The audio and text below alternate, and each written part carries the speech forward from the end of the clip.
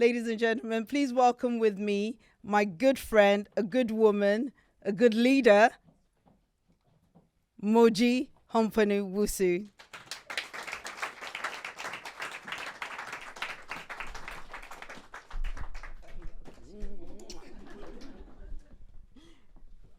Thank you so much. As you know, when something great, I'm sorry I'm moving this thing. The sound guy is looking at me like, what is she doing?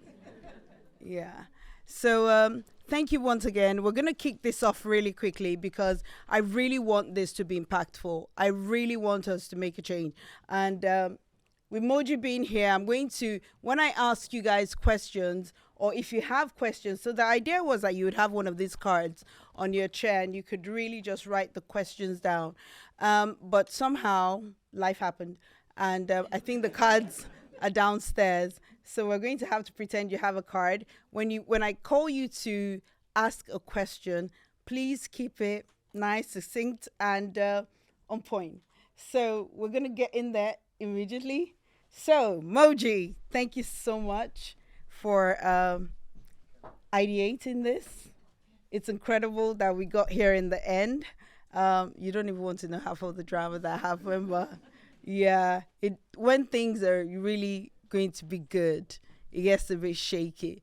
And like Moji said, we hadn't spoken in 2 days, so we wanted to keep it real. We wanted to make it impactful, and we're going to get right in there.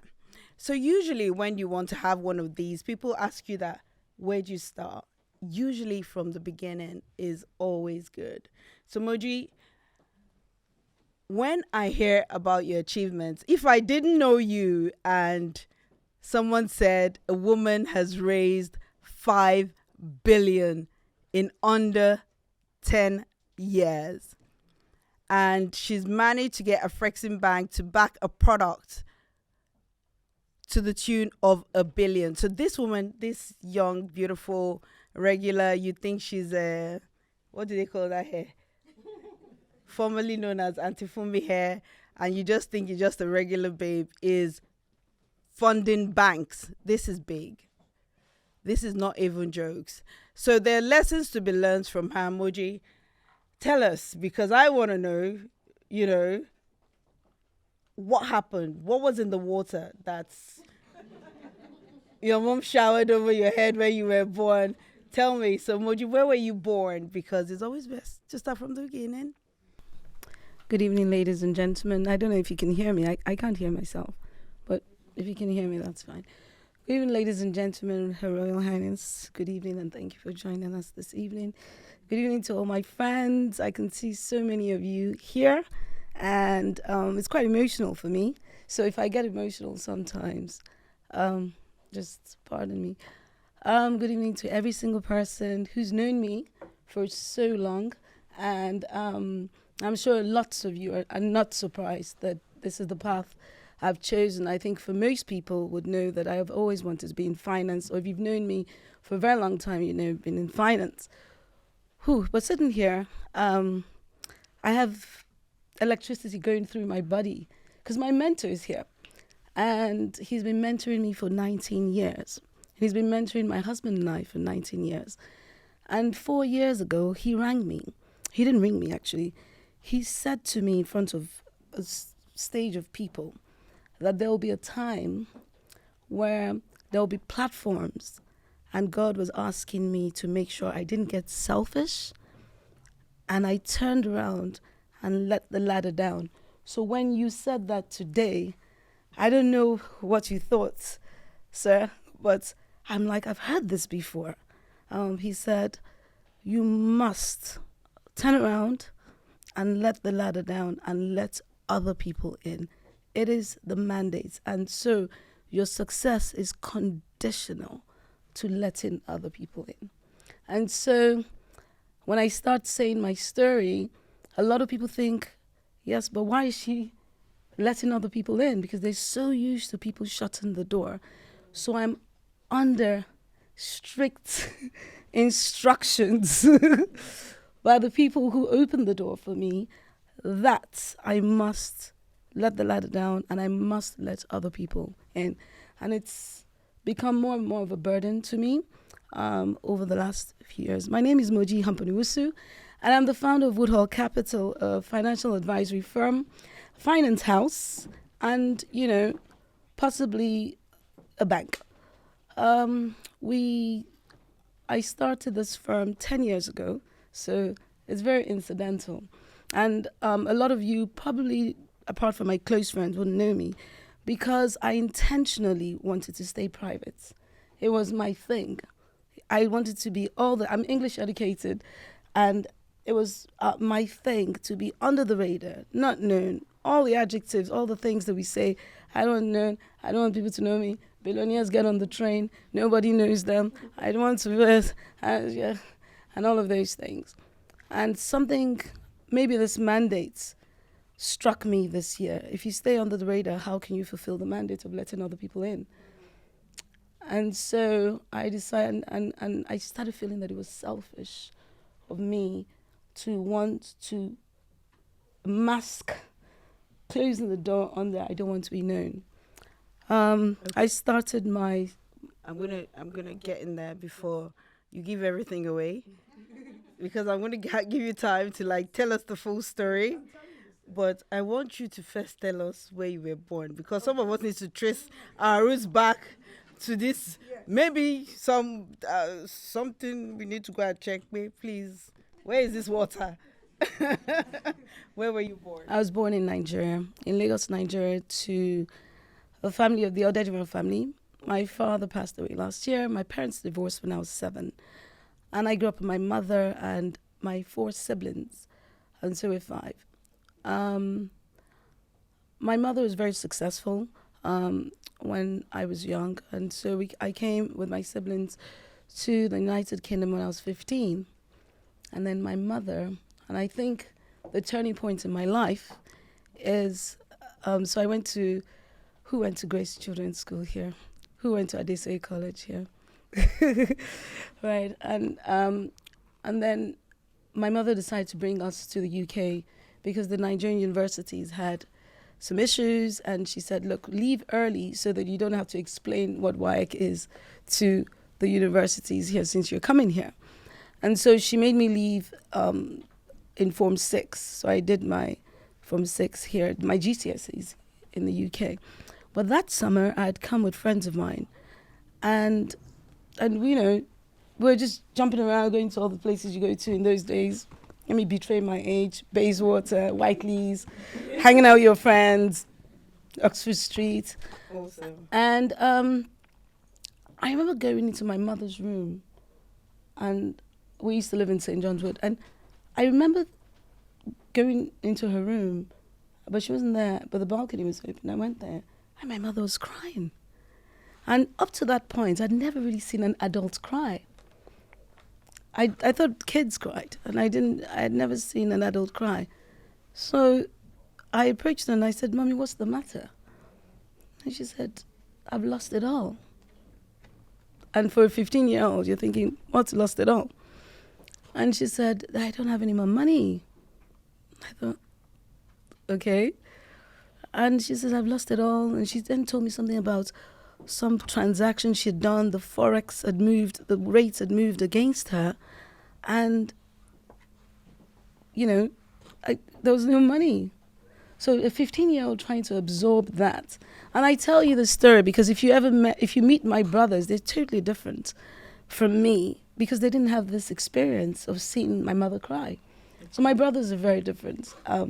So are you trying to say that moment changed things for you? Absolutely. When I've tried to look, when people have asked me over and over again, what is it? Why? How can you? I think most people have this moment. If you look back, there's some moments that made you realize that you had to be successful and you had to work. And that moment for me was, I don't want my mother to cry, so I have to be less of a burden to her. We're going to these expensive schools, and something, I think, clicked in my brain that afternoon, that morning. It was a morning. So I want to ask you this question. Most people from where we come from, when they're growing up, they want to be a doctor, they want to be this, they want to be that. But nobody wakes up and says, I want my daughter to be an investment banker or someone that raises finance.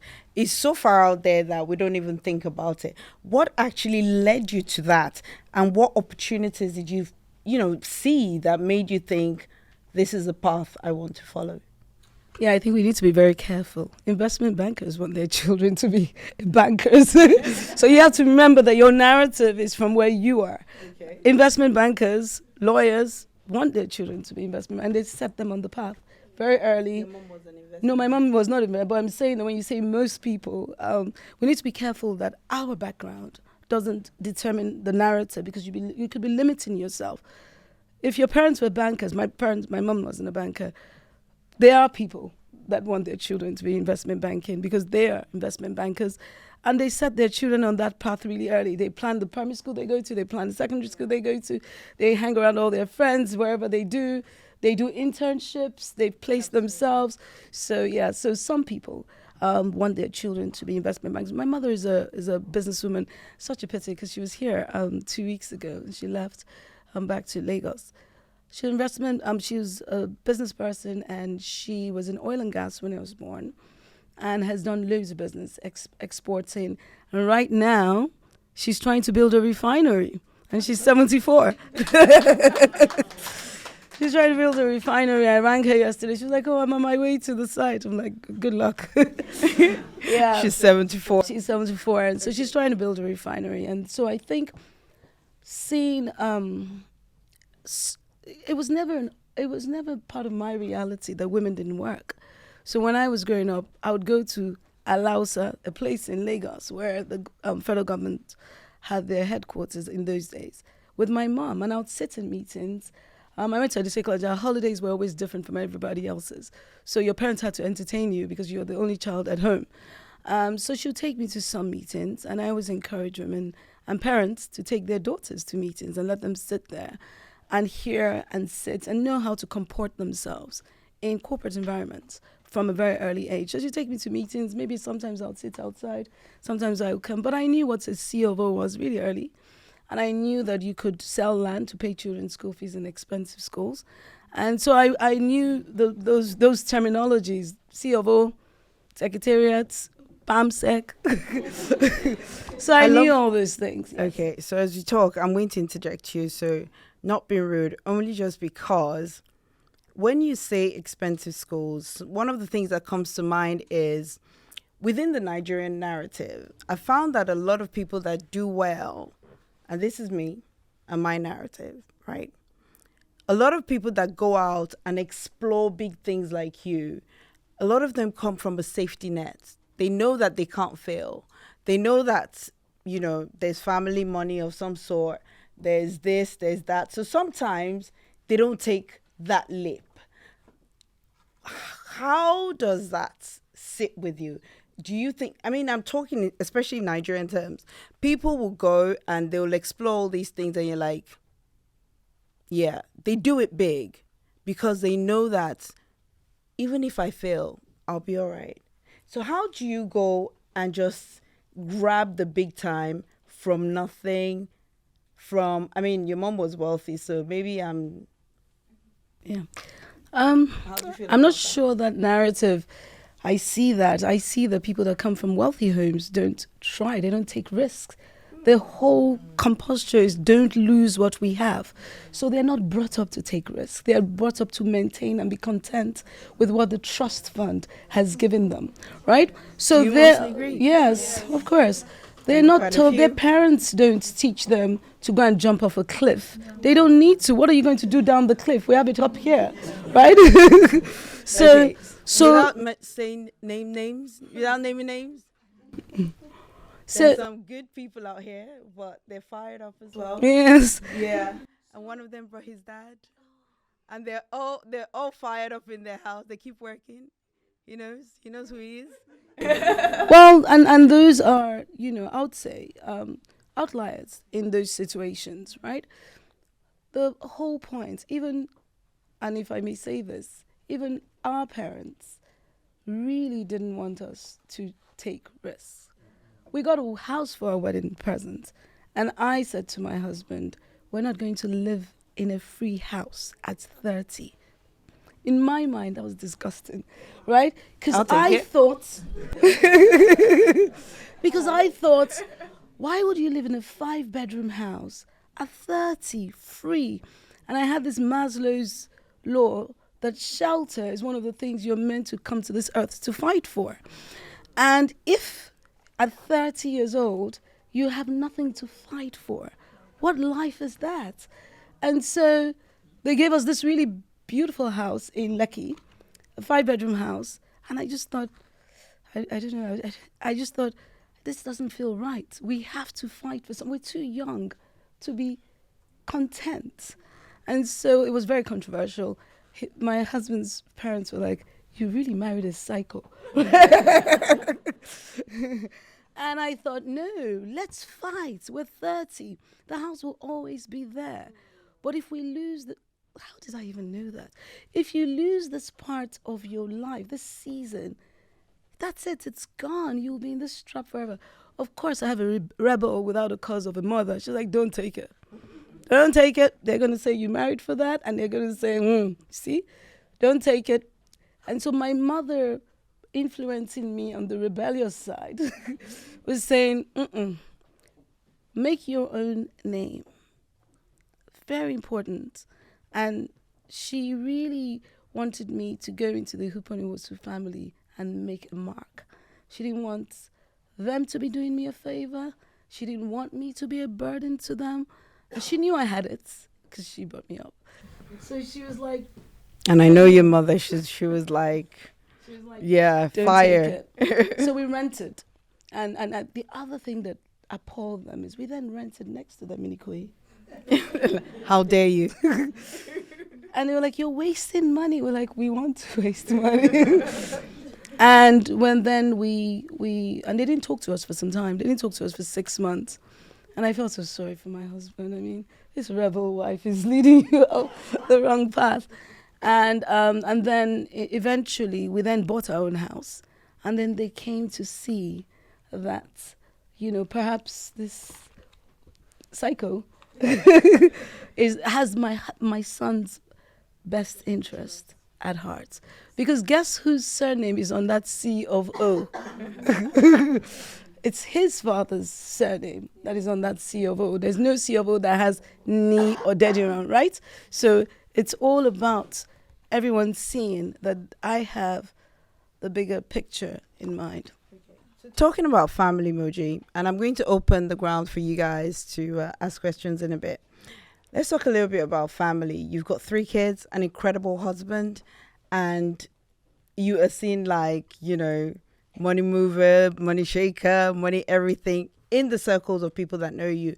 I'm so glad you decided to actually start showing up for people to actually see that there are people that are doing well. But one question I have for you is, and I know it's very, very cliche, how do you balance, all the balls? How do you keep everything rolling, the family, the business, and the friendships with your friends? Because sometimes when you're way ahead, people start getting touchy. They start thinking that now she thinks she's big. So I just want you to give me like a rounded, how has having money changed your relationships and how do you maintain the home front? Okay, so I'll start with the home front. On my way here, I was dressing up. My daughter tried to reach me 2 times. So we were on the phone talking. She had gone to my Instagram page and she was telling me some things. And in short, what I'm trying to say is communication is so important. I was talking to my makeup artist when I was coming here, and she was asking me for advice on how to balance situations. And I said, look, even no matter how successful you are, you still need to be human and you still need a loving relationship.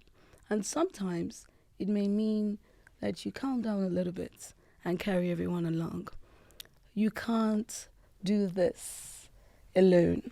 There's no way on earth you'd be able to have a balanced mind if you are just, dashing ahead and not looking left or right or sideways. So my husband is here, my darling husband. He's over there. Ladies and gentlemen, Mr. Hunponu-Wusu. And I think the truth is communication. So I'm a very transparent and open person. I've always been. And I think it helps in my marriage. I'm not coded, so I have no codes. My phone, password, this, that. So already he can see that it is for the greater good. I don't have secrets with my mother that's against him or anything like that. It's about him and I and the children.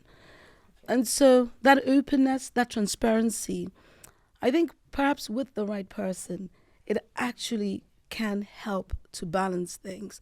I have no secrets, I have no stories lurking around, and I don't have anyone who I'm closer to. And even no matter how many people I meet, it's still that this partnership, this union comes first. And I show it to everyone, irrespective of who you are, that my husband comes first in every single thing. I remember a few years ago, I was traveling with a very wealthy individual. And my husband takes me to the airport every time. Can you imagine?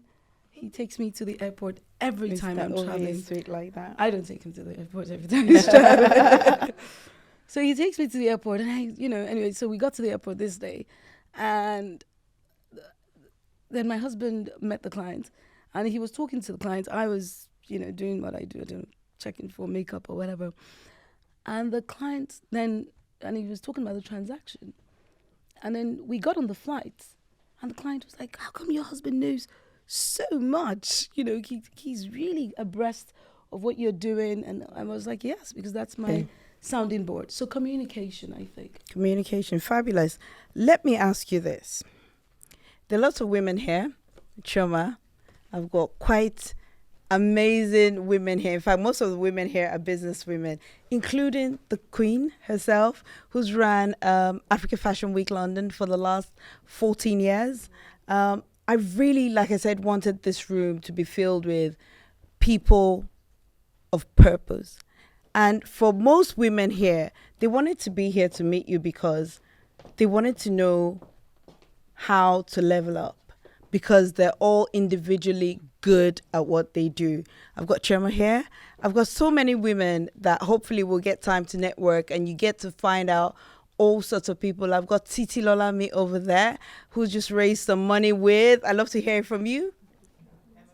Emma Grade, who is Kim Kardashian's friend. They started Sims together. So they're amazing people in the room. And I think what every woman would like to know is, what was that mindset that took you from zero to probably your first 100K that some people might be trying to get to? And Nikki, I'm going to put you on the spot because this 100K, I'm saying some people actually earn it in a day. At some point I'll come back to you. But how do you go from your first zero to 100K to that mindset of 1 million, and then you jump to 1 billion? What audacity? How? I think I'm not obsessed with the numbers. I'm just doing what I'm doing, right? Somebody else is counting, I'm doing the work. And I'm not really obsessed with it, whether it's 1 billion or 5 billion or 10 billion. I'm just, I know, but I'm just doing what I know to do and doing what I can do. In business, I say to women, the first thing is delayed gratification. I think actually the first thing is the foundation. So what are you doing this for? Because you have to negotiate with your foundation, right? And for me, as a person of faith, my foundation is Christ. And so that is solid for me. And then that helps me through the trajectory of all the things I'm going through in the process of making 1 million, 1 billion, 10 billion. So what does every woman here need to know to actually help her get that energy? Yes, the energy. To keep it moving. I think delayed gratification. Okay. So even now, there's so many things I can afford. But I have learned I can't have them until I've hit my milestone. So I have milestones. There are things, I'll give you one. I remember when I started Woodhull Capital in 2014, I wanted to to be able to do certain things. But I had this goal, financial goal. I can share it with you. I wanted to reach $1 million. And so I would travel economy when I was on 750K. I could travel economy. If I check the ticket price and my PA comes to say to me it's 10 million, I'm like, forget about it. I could. And I would delay that gratification because I wanted to get to £1 million. And I would rock the same, I'm just talking like a chick, right? I would rock the same bag over and over and over again. But that £1 million was my goal. And I would keep going until I got it. And so it's about that laser focus yes, on the goal. You just need to, I saw people, and I think for men, let's even talk about guys. I saw people who had less than me doing more than me. And that's a big thing for men and their ego. Because men think, I got more money than this guy. Look, he looks more successful than me. And that delayed gratification, I think, for men also, where people expect you to have 10 PAs, right? An organigram that looks like, spaghetti, okay? And 20 PAs, executive this and that. It's actually harder for men to be able to hold it down until they get to that point. Because everyone is pressing on them. The wife is pressing on them. The bills are pressing on them. Family is pressing on them. People are gossiping. Don't mind him. He has money. He's just stingy. And for whatever reason, men can't take that word stingy. They don't want anyone to call them stingy. And a lot of people have found that the way to manipulate a guy is to say he's stingy to his face. That should get him spending, even what he doesn't want to spend. Most guys want to be called kind. And the ultimate for a lot of men is he's generous. A very generous guy. So for a lot of men, this is a harder thing. Knowing that you have 750K and then your wife wants to go on a 10K vacation. 750 minus 10, 740. What's the difference? Same. Right? And it's so easy, and that's how they get you to go from 740 to 700 to 680 to 500 to 120. So it's curbing that ego. For chicks, we want to look fly, right? And the babes, school uniform. So Let me cut you in there. Yeah. You see, the looky fly bits, we have a reason. From other countries, they think it's about showing off. But as a Nigerian, that's how we used to tell them, I'm cool and you're not. So it's not about money, right? Other people think that it's about, I've got cash. No, we're just showing you who's cool and you're not. So you can carry on. Yeah, because I'm hot and you're not. Just a lie. A lot of people think that for you to actually do well, because I remember talking to certain people that my friend has raised some money and the first thing is like, yeah, something went down. And I remember also that you always remind me that sometimes you enter rooms, you don't know anyone, and you just ask for that money, you ask for that license, and you go in there. How do we change these narratives around our boobs doing the job and women just showing up, and actually for men to see that we're here for the business? Because apparently on the internet, I didn't make it up, they said, and men, you can tell me later if it's true, that most times men look at women and they're like, yeah, my type, no, not my type, and then they move on. I don't know how true that is, but I read it on Instagram, but not everything on there is true. So Moji, how do you enter a room? Because I'll tell you what, I remember Moji inviting me for an event with a bank here. And Moji said, go there, I'll see you there. And Moji literally dropped me there and she didn't show up. I almost died that day. I'd never seen so many Englishmen in suits, in my life. I was like, Moji, how do you work with all these people? So, when you do job interviews and they say the final stage, you need to speak with the CEO. They were like more than 50 of them. And so this question is getting longer and longer because it's deep stuff. How do you go into a room full of men, do the business, come out with Tebby not telling you the boobs are showing? Well, I think having evenings like this is very good because people need to see people that are not doing things like that. And first of all, I say to women, you need to be too expensive that there's no price in you. If someone can pay you to sleep with them, it means that you're affordable. And someone said something to me recently. The person said, there's a rumor that somebody bought you a house in Knightsbridge. I say, yeah, but he doesn't live in Knightsbridge. How can someone promote you above himself? No, I don't think so. Go and check where he lives. He doesn't live in Knightsbridge. So you need to be more expensive than any check that man can give. So it needs to be something that even he hasn't experienced. So who's going to write me a check? So if someone's saying to you, it's because he sized you up and thought, this one, Bristol Flats.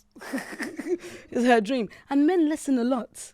And they listen to what you're saying and what you're not saying. And you're giving off a lot of, you're giving out energy. This one looks like there's one mortgage problem. Let me just ask her a bit more. Where do you live? And before you know, you're talking, last time I had sex, and you've given out so much. But if you're expensive, even to yourself, your soul, who's going to put a price on you? Awesome. For many of us, and this is just going back to business because inside my mind, my heart, my soul, I'm a business person. One of the things that I always ask myself is, why do I want this so much? A part of me, I remember some years ago, it was all about legacy. It was all about coming to terms with the fact that I'm not going to be on the earth forever. And it was part of also, I want to be successful. I want to show that my life here counts. And it was all of those things that pushed me, especially legacy. And I'm really glad that you set up the foundation because I know that Woodhall Capital International Foundation, I got it right, was set up because you wanted to live a legacy. Was that, sometimes people say you see the beginning from the end, you see the end from the beginning, that kind of thing. Was that one of the things that pushed you, or was it just becoming successful? What was that first thing that just, kept pushing you to keep going? Absolutely. The foundation was never part of my own plan. I was just trying to survive. But as I said in the beginning, because I have a foundation, the foundation is Christ, he told me that this is the condition, right? So this is the condition. And you must give back. You must serve. It's not about you. And I think knowing that it's not about you. But it actually really became profound to me about 7 years ago, when I then decided that I was going to structurize it, open offices around it, hire people to work, make it a professional foundation. And then, I think someone who I'd met through you then said to me, you could and you should take the foundation and make it international. And I thought, really? Like Gates Foundation? Really? And then we came to London 2 years ago, and then we applied for a license. And got the Charities Commission's license and the foundation. My darling sister, Vivian, and we, such a brilliant, and there's so many latent talent, and such a brilliant lady. And I said, look, we're setting up the foundation here in the UK, because the temptation, I said to God, why should I give them money? There are loads of people in Africa who are suffering. Let me calculate this. 10,000 times 2,000 is X, Y, it's so much. And I got, wherever you are operating from, you must have dominion and dominate there. Dominate where you are, but who says you can't dominate here? You would give here and you would give there. And it's possible. And so change one doesn't take away from the other. So just know that you can give on all fronts, and put the calculator away and just focus on what I'm telling you to do. So we have a foundation that has been on for the last, I think, 9 years in Nigeria. We've built schools, we have soup kitchens. We've done quite a bit, and you should go on the foundation website to see. We don't accept funding from external people, so it's all internally funded by Woodhall Capital. And then we started in the UK, met the King's Foundation, Trussell Foundation we fund, and we're doing so much more. I want to do a whole lot more in the UK to show also that Black people can give. Amazing. It's not always with a begging bowl, and you should see how shocked they are. They're like, let's get this straight. We don't give money. We said, yes, we want to fund you. And the shock on their faces, yes. Yeah. But Moji, how do you deal with the fact that we're not here forever? How do we enjoy this money? Okay, it's about legacy, right? And you're not here for you. And, of course, for someone who saw her mother cry, my first thing was I wanted to make that woman comfortable, right? She lives the best life right now. I'm spoilt. But, there was a time my mother thought I wasn't spending enough on her because she had heard that. But I said to her, let me go and save, so when I start, I won't stop. Let me be able, just give me that breathing space. Let me gather and build structures around what I want to do, so that when I start, I love that, structures. So, yeah. But I'll let you carry on, but please hold that thought. Structure. So if I'm jumping and getting excited every time, I'm going through booms and bursts, and everyone is going through booms and bursts with me. But if you just allow us to go through that one more year where I get to that number, and there's a reason why I got to that number. Maybe I've done my calculation. I now know school fees is out of the way, this is out of the way.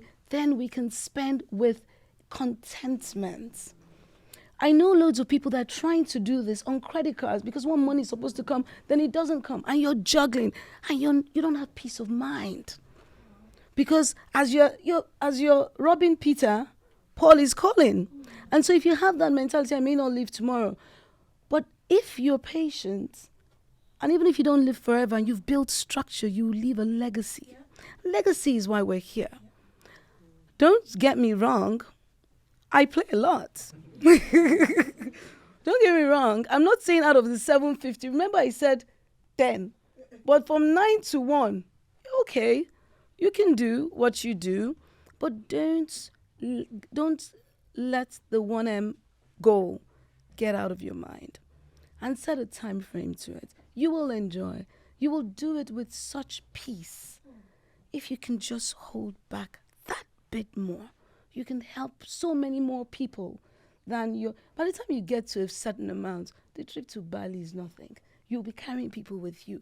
You see, if you're doing this boom and bust thing, it's only you. Your wife, your children, flossing, Instagram. But by the time... We don't floss. We just show people that I'm hot and you're not. By the time you're able to practice the delayed gratification, and I said it's delayed. I didn't say it would never come. You're able to help so many people. And as you're showing, you're carrying people along because you can. And I think that's just the difference. But it doesn't mean we're living, put off the heating, please. We're trying to get to 1 million. No. No. So we're playing, but we're saying that let's not start living the 750. Let's just, So I wouldn't fly first class for a very long time because I had another goal. Hold that thought. Airpiece. Moji said she's going to be flying airpiece. I'm like how? Of course I am going to fly airpiece. You don't know airpiece? Who's that? You don't know airpiece? I'm flying to. Yes. Yes, for airpiece. Yes. And I love it. I wouldn't fly first class. But if you fly first class, it's just a bigger room, than business class. There's nothing wrong. Business class you're not suffering, right? So I did it for a very, very long time because I actually know you're not suffering. Okay, it's just that next level of comfort and luxury, and and just staying in that and being content with each and every single, and making sure that you don't look down. I really find it uncomfortable when my children don't feel. I mean, when children don't feel comfortable in the economy. That is when 98% of the world travel. Let me tell you something about what you just said. I was on the plane.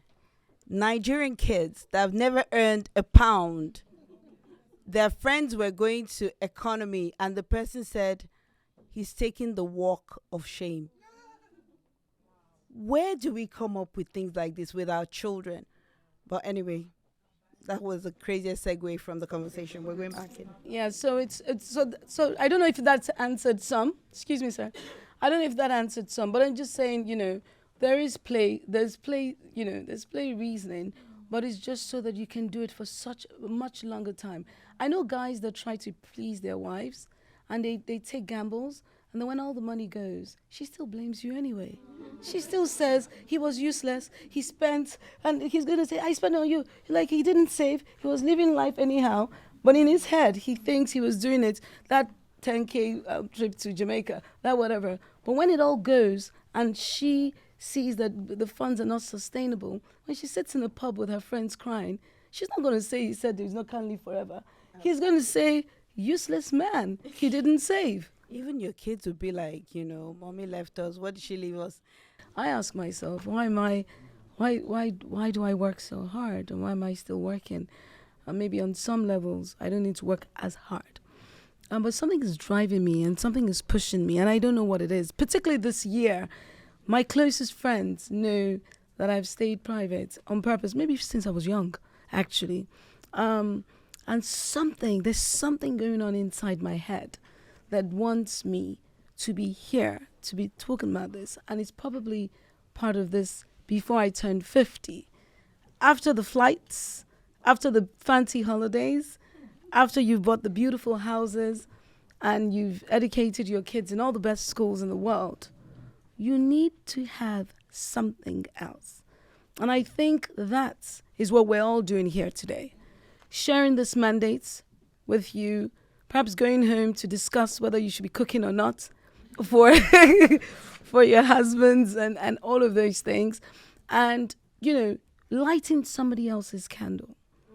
And even if it's difficult and you don't understand, somebody else's candle becomes a huge mandate, and something pushes you. No matter what you post on Instagram, there's somebody looking at you thinking, is this wealth? What? All right, because when I was going to write about Moji, when I was like, she raised 5 billion, and Moji's like, remove it all. There are people that have raised like 10 billion. Because some people do that in one single transaction. Like, and so that legacy is how much of impact. And it's only occurred to me in an intentional way in the last few years. And that it has to be about impact and not so much about all you acquire. You must be able to see other people who you've pulled up. Okay. You must be able to see other people that you've pulled up, build structures, and all of that. So I just wanted to answer one question. I don't think I did. There's a lot of people. One of the biggest things that happens to a lot of people is, how do I navigate friendships? Once people think I've become a queen, or how do I navigate friendships when people think you've become financially successful? But friendships are probably 90% of success. People don't realize that. And the way you navigate friendships is to make sure that you have shared values. You can't go up. As much as I like some people, if we don't have shared values, there's some people I love them. I really do. But because the shared values I know is what is going to keep me where I am looking at going to, I may like you from January to December, but if those values are looking like they're not being shared, I may need to exit the room. You don't need to exit the room. You can stay there. But I will exit the room and go to my own next room. It may not be your own next room. And so I realized 90% of everything that's happened to me has been because of the friends I've kept. Something massive happened to me a few weeks, 2 months ago. It was a friend. And I realized you need to surround yourself in the most unemotional way with people with shared values. I didn't say rich people to rich people. I said shared values. Some of the people who have helped me the most in my career be Muslims.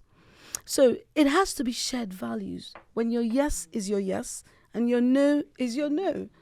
And if I can't operate in that space with you, how do I pull you into a room when I'm not? You said something the other day. People who sin with you will sin against you. Shared values is so big. Shared values, even who you marry, for those who are single in this room. So you're not arguing about whether you should be cooking or not, right? So get it right from the foundation. So some conversations will be no conversations at all because you have shared values. And I thought I should touch on that because I found it to be very profound. No, so I think the turning point for me, from an entrepreneurial perspective, my mother was an entrepreneur. I saw the ups and downs, and that's why I can talk to you about booms and busts. One day she could afford our fees, the next day she couldn't. But I was actually, I lost my job in a bank. I was hired from the City of London to go and work for a Nigerian bank. And the turning point for me was that I lost the job. And I defined myself. Most people had saved me as either Moji Goldman's or Moji Sky. And so I'd actually, unconsciously, that became my own identity to myself. I didn't realize it because people contacted me when they wanted to know about international funding. And I don't know when that, it's one thing for someone to call you something, another thing for you to call yourself that. And so when that rug was taken away from me, I remember one day I said, I feel like my compass, I've lost my direction. And I realized that I'd made my identity what someone could take away from me. These people just looked at me and thought, we'll show up, Pepe. And I thought, oh my God, they could take this rug away from me and my identity. And so the first thing I knew I had to fix was who I was. So they've taken this banking, plum job, global head, whatever it is. And now, because that's how you've related to people, you have to redefine yourself to yourself. Introduce yourself back to yourself. And I think just for the men in the room, I always say to guys, what if you never become rich? My brother is not married, and he says he's waiting to make money and then marry. I said, what if you never do? What's your own definition of yourself to yourself? You need to be able to define it more than the generosity and the financial stuff that you are to people. And that's what makes men sometimes bitter with women, because they feel that the only thing women see that they bring to the table is money. But then I say to the guys, you've defined yourself that way when you were probably chasing her, right? And so that's been your identity. So I needed to redefine myself. And I then realized I didn't want to be a business person because I was scared of the booms and bursts of business because I'd seen it live. I'd seen my mom cry from this same running a business. I wanted to stay in corporate. I just wanted to stay in investment banking and get to the top. Was that because that was what you knew, or because... So I was a banker already. I left university and I'd gone into investment banking, and I had a flair for finance. I knew I didn't want to be an accountant. And investment banking actually masks finance with your personality. So it's the closest you can be to being yourself and being in finance, because you meet people, you get to solve problems and stuff like that. So I was in investment banking in the UK, and then I was hired to go and work for a Nigerian bank, and it was a very celebrated thing. And then I lost this job, and I had to redefine myself, and I didn't want to go into business because I was traumatized by my mom's experience. And then I had to go into business because I couldn't do anything else. And when I started Woodhall Capital, I started it in my husband's cafe. And if you watch the podcast to the end, I said that people thought I had an office. I didn't even have an office. And I used to buy lunch for clients. and they thought I was buying lunch for them. It's because I didn't have an office. And I didn't know the first deal was going to go through because we had tried 3 of the same transaction, and I couldn't fund it. And the day the transaction went through, the client called me and said, "We received the funding. Send your invoice." I was like, "Invoice? I don't even have a company." And I rang my husband and said, "I have to send an invoice. Can you help me set up a company?" My husband's a lawyer. And we tried Jesus Capital, Trinity Capital, Ghost Capital, Holy Capital. None of it was working. And we just couldn't find the name. And I wanted to be really holy. And I tried all the holy names, thank you. And it didn't work. And then I was walking past the building and I saw Woodhall. So I said, out of desperation, because the guy was like, "Where's your invoice?" This girl. And I said, "Sweetie, try Woodhall." And he called me back to say, I was walking, I will never forget where I was. And I was walking and he tried Woodhall and it went through. And that's how the name is called Woodhall. The downside is the bank who had asked me to leave now thought I owned that massive building and I stole the money from them. So they were like, "You see, what did we say? She's been pretending. She's bought all these properties from our money." So it was a good thing, but it was also a bad thing because they could swear that now that I've left them, the money is coming out, you see? Slowly she's bringing it out coded, and all of those things. And that's how Woodhull started. Delayed gratification, humility, if you asked me, if I could quickly summarize what I think has helped.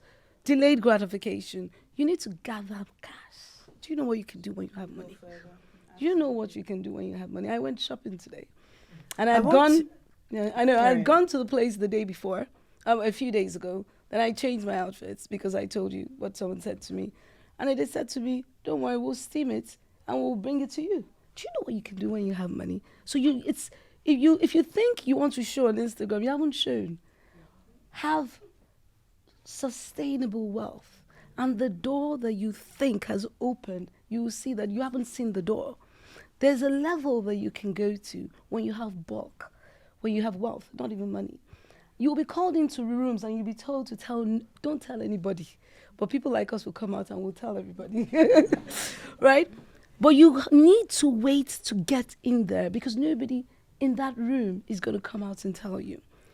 Because to be in that room, it means you're peer-to-peer, you're disciplined, you're not a show-off, you don't fuss, you're discreet. They need discretion. They need a trainable spirit and a teachable spirit. And I was saying to someone today, teachable and trainable are different. People, my stylist, my hairdresser told me today, he taught me something yesterday, and I took it on board. So you can see that I'm teachable. Trainable is about your character. So if I said to you, when we go into this room, don't do this. If you don't do it, I then realize I can take you into that room. Don't talk. Don't talk. Why shouldn't I talk? It's my personality. Why should I be fake? You are a ruling mass. Just get into the room. Most importantly, stay in the room. Because the door that you think you've gone through, there's another door. But nobody's going to tell you. That's that subtle advice that this French guy gave me yesterday. I'm going to send him pictures. We'll show him that if there's any more things you want to say, and I've been doing my hair with him for 8 years, if there's anything more you want to say, I'm teachable. Just keep telling me the secrets. Stay in the room. Stay in the room, be teachable, be trainable. So that people don't feel that you're a loose cannon. There's something that makes people uncomfortable about loose cannons. They feel that they're going to come into a room and they're going to scatter the place. And that's what has kept a lot of us back. Mr. Edu and I, we went through something 4 years ago. And, there's something, I was in the middle of a transaction and somebody looked at me and I could see it. Should I tell her? Should I not? Should I tell her? I could see it in his eyes. And he called me and he said to me, "I want you to do this, this, and this." And I was like, wow. He really took his time. Should I tell her? Should I not?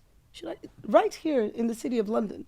Can you share? No, because. But the most important thing is people observing you. And it's that loose cannon thing, especially for us. Get into the room, read the room, just stay in the room. Just do whatever they say you should do. Don't stick out, be discreet, don't floss, and just stay in the room for the next door to be open to you. A lot of people think this door is the door. It's not the door. There's something else going on around you. There's another life parallel. You need to get into that next door. So when you're showing on Instagram, we had a retreat in my office in January. We've got lots of questions. Somebody asked me, what's going to happen about bonuses? We're wondering about bonuses. I said, who is wondering about bonuses? He said, we are. I said, who is we? Every other person around you got a bonus. You didn't. He thought it was a group conversation, but there were people in the room who had. So he was thinking he was talking for the group. What do you mean? There's everybody here sitting down. Somebody else is in another room, but present here. So he thought he was. I have a question, ma. For some of us, where we're coming from, some other companies, the bonuses are usually paid in December. And all the guys who got bonuses kept quiet. I said, sorry, who's complaining about bonuses? He said, we are. I said, who's we? You need to be able to stay in the room so that next door is opened to you. And it comes from having a teachable and trainable spirit. Somebody should be able to wink to you and say, and you just do that so that that next room is made available to you. I love that you say stay in the room and the door will be open unto you. There's another door. I think in my mind it takes me back to empowerment and what empowerment means to us, especially within the African context. Usually we define empowerment as probably running a training course, women giving each other high five and say, I got you. I think your mentors are always all around you. My mentor has been in my life for 20 years, actually, and started mentoring me 19 years ago. And I think people feel that until you meet a Richard Branson, you're going to, then you found a mentor. But my mentor has been the same person, regardless of all the people I've met. I don't know anyone else who could speak into my life in such a powerful way because he knows me. And your mentor is someone around you who may not have the financial buzzword, but has the character deposits. And that's why he said, even if you're not a part of that legacy, that has that character deposits that you need to leap over and above even the people that have the financial success. So you want to be looking for character. You don't want a mentor that is all about money. And then when you begin to make money, he feels threatened.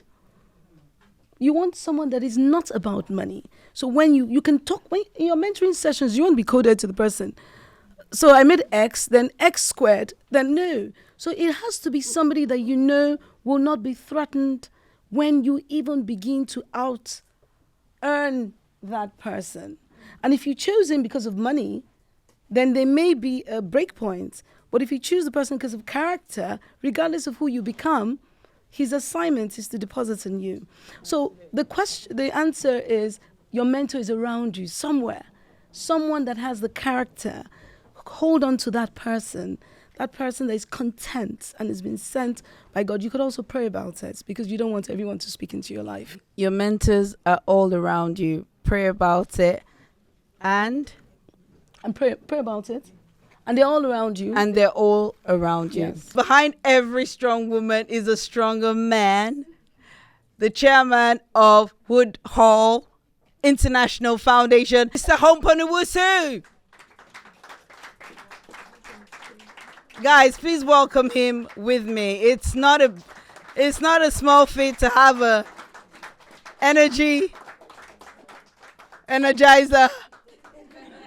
You know that rabbits, I don't like. You know the thing is that Moji, you're seeing her like she really, when Moji goes wild on you, she's completely a different person. But Mr. Hunponu-Wusu is always that cool, calm, collected. Yeah, dude. So yes. How'd you do it, sir? How'd you stay, humble? How'd you, cope with this wonderful woman that the energy never runs out? And how do you manage Woodhull Capital International Foundation? What is a legacy to a lot of people and to your family and, everything? Okay, so I'll focus on the foundation first. Let's do it. Foundation started 8 years ago with the goal to impact people, impact lives, impact situations, impact our economy, impact everywhere we operate. And in 8 years, I think we've managed to do just that, but there's always room to grow. And I, personally, don't do a lot. I have a lot of people I work with. I have a couple of trustees here, Pastor Wale, Ola, TLC, Akifenwa, and a few other trustees who aren't here. Dara, who handles a lot of our liaison. Vivian, who you've already met. There's a team. Absolutely. And what that team does is they all work together to impact and execute everything we want to do.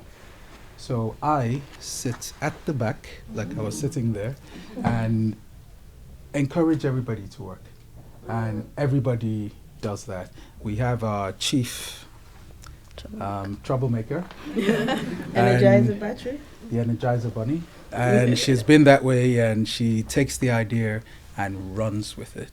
And that's how we've managed to build the foundation to what it is now. And it's all about partnerships. It's all about working together, working with other people, and you're only as strong as your partnerships. And the more partners you have, the more you're able to do. So, as far as the foundation goes, that's it. In terms of how we manage, we thank God. Because it's not I can stand here and say, oh yes, it's all fantastic, it's all me. No, it's by the grace of God. We've been partners together for a very long time. And through that time we've built, we've grown, we've learnt, and we continue to build and grow and learn.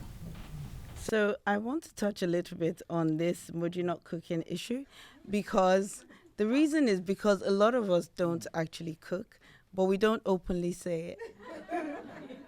And my sister-in-law is here because she's amazing. When she comes to my house, she's my secret keeper. She just be like, do you want pepper soup? Do you want this? Do you want that? She makes the food happen. We order food in. So when Moji was like, I was like, is Nigeria ready for us to come out of the closet? A lot of us don't cook, especially when you've got things to do and destiny is chasing you and your legacy is chasing you and you can't sleep because you know that there's work to be done. But we're thankful for men like you that allow it happen. But when things like this come out and Nigerians interpret it, or not even only Nigerians, other nationality interpret it as something else. What's your take on it? How do you respond to this in terms of the reality of the work that needs to be done and cooking? That's like low hanging, why? No vibe stuff. True. And Coming from a chef. I guess really it's about what works for you. For your family. So my family is myself, my wife, my 3 kids.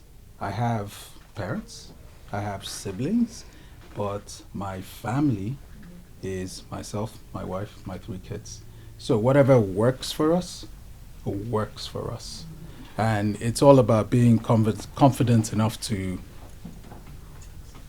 own your stuff. Own your narrative. So Own your narrative. So isn't it strange? When I said I don't cook, it'll be confusing for people because I cook for work. I'm a TV chef. I cook. I show people how to make the magic happen. But the reason why I say we don't cook is that you need to be able to separate what brings the change to what you can outsource. There's some things that I'm a great cook. I can sit down and ideate, this should go with this should go with that. know where your energy is, and then pass it on to somebody else. That so for all the chefs out there that I've just let down with this, please forgive me and let me back in the chef fold. Cooking is good. We're not saying don't cook, but recognize the place it takes in your work. If you've got more impactful work that you need to do, if you've got more people to bring up, please prioritize and, do what needs to be done, because it's not only about showing up, it's about showing results, because that's what really matters. Ladies and gentlemen, the incredible Mr. Hunponu-Wusu. Thank you. And thank you for the great work that you're doing with the foundation. We're going to wrap this up and say thank you once again, everyone. Please don't rush off. We've got the room till 12. We want everyone to exchange cards, speak with one another. And Shola, please just allow me just to make sure that people know who. Anyway, you find out downstairs. Moji, thank you so much for, starting this story. And thank you so much, Woodhull Capital International, for hosting this space. And when Moji said to me that we could do this, I thought, let's do it. And when we got carried away and overbooked, I was like, we've got to keep this going somehow. I can't not let these incredible people be here. So when they booked this, I booked the one downstairs. I was like, yeah, my people are coming. So yes, please stay. And this room is going to stay open.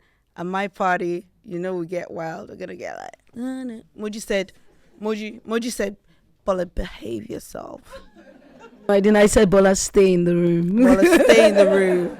And then she said, when they bring you into this room, don't teach them. Tell them to teach us how it's done. So tonight I'm going to try to be teachable, because the £1 billion gang is building up. All right. Thank you once again, everyone, for being here. Please don't rush off.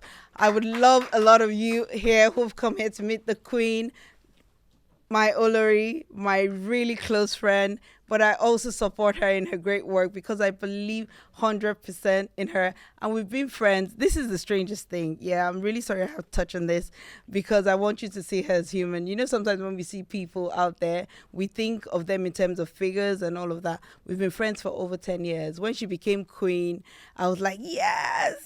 I was like blocking everyone that if you have anything bad to say about her, don't even come near me.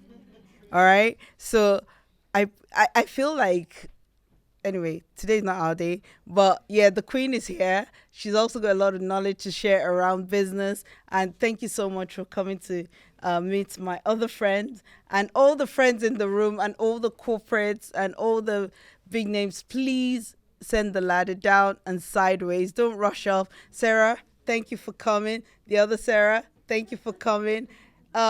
Oh my goodness, I see Victoria Inyama. Remember the Genevieve days, the actress? Stop looking humble. Please stand up and say the OG actress who got Nollywood. I see Ijoma over there, who's one of the first Nigerian. Ijoma, please tell them who you are. Because Ijoma is wearing sunglasses. You don't know that Ijoma has broken barriers.